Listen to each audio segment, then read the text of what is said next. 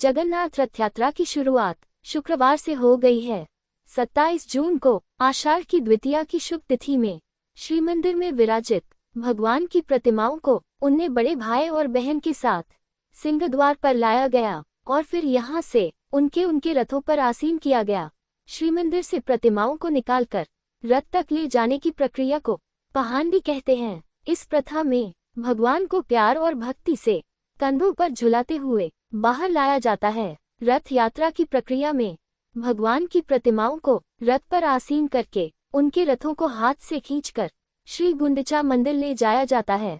यह मंदिर पुरी जगन्नाथ मंदिर से लगभग 2.6 किलोमीटर दूर है। महाप्रभु जगन्नाथ उनके भाई भगवान बलभद्र और बहन देवी सुभद्रा के साथ मौसी गुंडिचा के घर पहुंचते हैं। देवी गुंडिचा को महाप्रभु त्रिदेवों की मौसी कहा जाता है। गुंडिचा त्रिदेवों की मौसी कैसे बन गईं? आइए जानते हैं। जब उत्कल क्षेत्र के राजा इंद्रद्युम्न और उनकी पत्नी रानी गुंडिचा ने भगवान नीलमाधव के लिए मंदिर बनवा लिया, तब ये प्रश्न आया कि मंदिर और देव प्रतिमाओं की प्राण प्रतिष्ठा कैसे हो। प्राण प्रतिष्ठा की रीत के बाद ही मंदिर में पूजन हो सकता था। इस कार्य के लिए योग्य ब्राह्मण कौन होगा, इस पर विचार होने लगा। जब देवर्षि नारद उत्कल पहुंचे तो राजा ने उनसे प्राण प्रतिष्ठा का पुरोहित बनने का निवेदन किया, लेकिन देवर्षि नारद ने कहा इस दिव्य विग्रह की प्राण प्रतिष्ठा ब्रह्मा जी को ही करनी चाहिए, इसलिए आप मेरे साथ चलिए और उन्हें आमंत्रण दीजिए, वह जरूर आएंगे। राजा इसके लिए सहर्ष तैयार हो गए और ब्रह्मा जी को आमंत्रण देने के लिए देवर्षि के साथ चलने को कहने लगे। तब नारद मुनि ने कहा कि राजन, क्या आपने ठीक से विचार कर लिया है कि आप चलना चाहते हैं? राजा ने कहा, इसमें विचार की क्या बात है, अब तो श्री मंदिर की स्थापना का अंतिम पड़ाव है, प्राण प्रतिष्ठा होनी है, फिर मैं संन्यास धारण कर लूंगा। इस पर देवर्षि नारद ने कहा कि आप पहले विचार कर लीजिए और ब्रह्मलोक चलने से पहले अपने परिवार से आखिरी बार मिल तो लीजिए। आखिरी बार ये शब्द सुनकर रानी गुंडिचा असहज हो गईं। राजा कुछ समझ नहीं पाए, पूरा राजपरिवार हैरान था। तब देवर्षि नारद ने कहा, आप मनुष्य हैं, ब्रह्मलोक जाने और वहां से लौटने में धरती पर बहुत सारा समय बदल चुका होगा, कई शताब्दियां लग जाएंगी। जब आप लौटेंगे तो न आपका राजपरिवार रहेगा और न ही ये राज्य, सगे संबंधी भी जीवित नहीं होंगे। पूरी नीलाचल क्षेत्र में किसी और राजा का शासन होगा। आप ब्रह्मदेव को लेकर लौटेंगे तो शायद ही आप इस क्षेत्र को पहचान पाएं। अब राजा ये समझ नहीं पाए कि इस समय क्या करें। वह मृत्यु से तो नहीं डरते थे, लेकिन उन्हें इस बात की चिंता थी कि श्री मंदिर की स्थापना नहीं हुई और ब्रह्मदेव को लाने में बहुत समय निकल जाएगा। देवर्षि नारद ने चिंता को भांपते हुए कहा कि आप ब्रह्मलोक चलने से पहले राज्य में 100 कुएं, जलाशय और यात्रियों के लिए सराय बनवा दें। इसके साथ ही 100 यज्ञ करवाकर पुरी के इस क्षेत्र को पवित्र मंत्रों से बांध दें। इससे राज्य में कीर्ति रहेगी और पुरी क्षेत्र सुरक्षित रहेगा। राजा ने ये सारे कार्य करवा लिए और फिर चलने के लिए तैयार हो गए।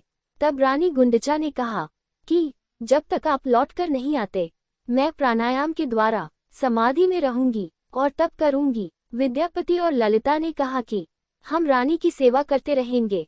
राजा ने विद्यापति से राज्य भी संभालने के लिए कहा, लेकिन उन्होंने राजगद्दी पर बैठने से इनकार कर दिया और कहा कि मैं रानी माँ की सेवा करते हुए ही राज्य का संरक्षण करता रहूंगा।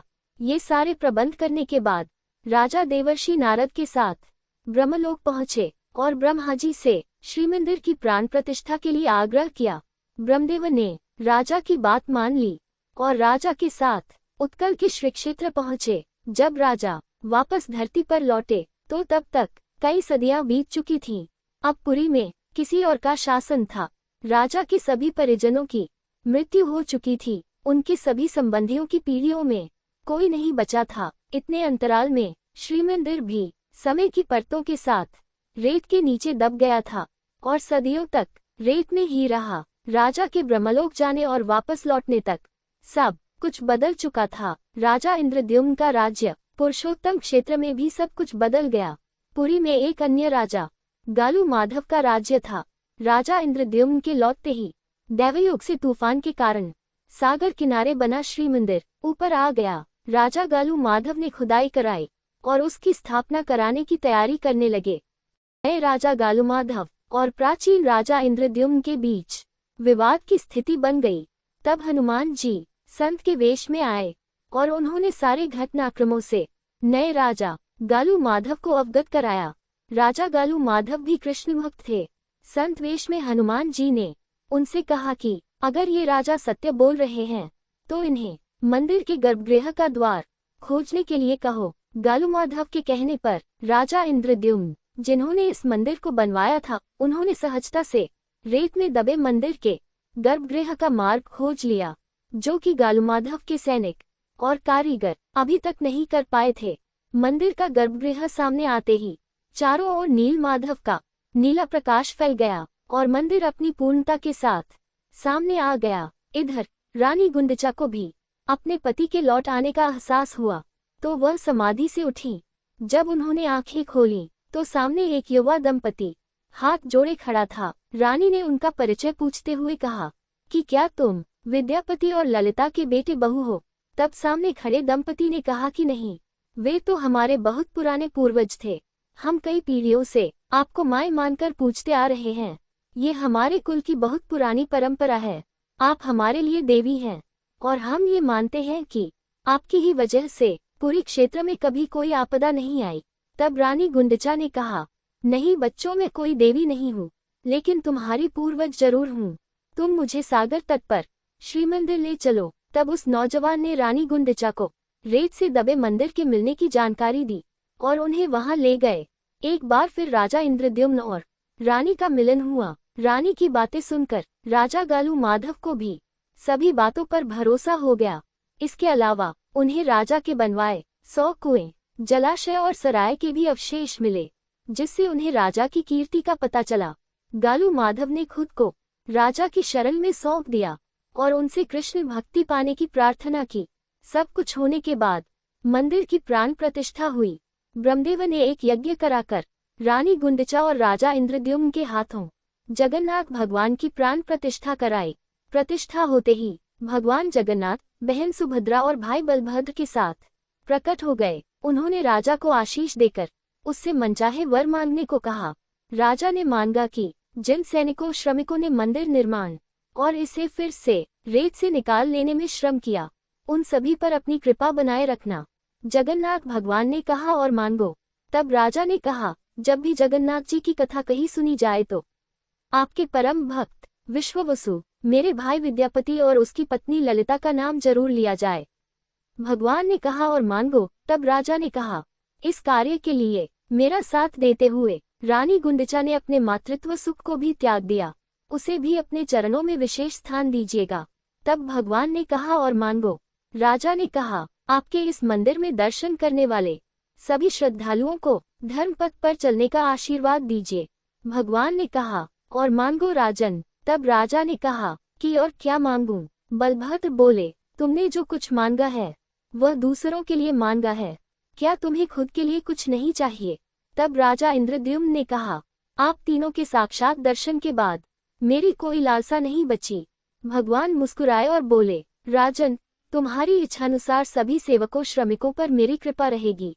उनकी पीढ़ियां ही मंदिर के अलग अलग कार्यों में सेवा देंगी। विश्ववसु, ललिता और विद्यापति के वंशज ही मुख्य पुजारी होंगे। मंदिर से जुड़े कई विधान इन्हीं के द्वारा संपन्न होंगे। आज भी जगन्नाथ मंदिर में रथ के अलावा नई प्रतिमाओं का निर्माण भी तब से चले आ रहे सेवकों के वंशज ही पूजा कर रहे हैं। इसलिए आज से आप मेरी मौसी गुंडचा देवी हो गई। मैं वर्ष में एक बार आपसे मिलने जरूर आऊंगा। जिस स्थान पर आपने तपस्या की थी वह स्थान अब मेरी मौसी गुंडचा का मंदिर होगा। इसे देवी पीठ के तौर मान्यता मिलेगी। हम तीनों भाई बहन आपके पास आया करेंगे और संसार इसे रथ यात्रा के तौर पर जानेगा। इसके साथ ही पुरी के हर राजा को रथ यात्रा मार्ग को स्वर्ण झाड़ से बुहारने का सौभाग्य मिलेगा। रथ यात्रा के मार्ग को बुहारने की प्रथा छेरा पहरा कहलाती है। इस तरह भगवान ने राजन, रानी गुंडचा, विद्यापति और ललिता, विश्ववसु और पुरी के तत्कालीन राजा गालू माधव के साथ सभी दर्शन करने वाले श्रद्धालुओं को वरदान दे दिया। इसी के बाद से जगन्नाथपुरी भगवान का घर और धरती पर नारायण का वैकुंठ का धाम बन गया। पुरी की